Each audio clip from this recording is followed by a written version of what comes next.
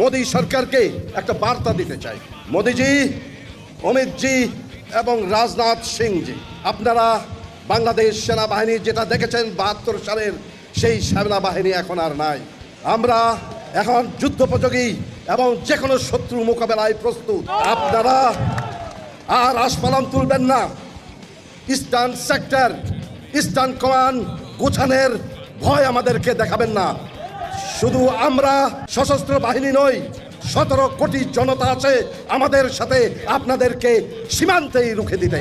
মোদী সরকারকে একটা বার্তা দিতে চাই। মোদীজি, অমিতজি এবং রাজনাথ সিংজি, আপনারা বাংলাদেশ সেনাবাহিনী যেটা দেখেছেন ৭২ সালের সেই সেনাবাহিনী এখন আর নাই।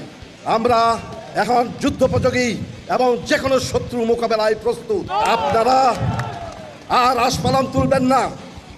ইস্টার্ন সেক্টর, ইস্টার্ন কমান্ড গোছানোর ভয় আমাদেরকে দেখাবেন না।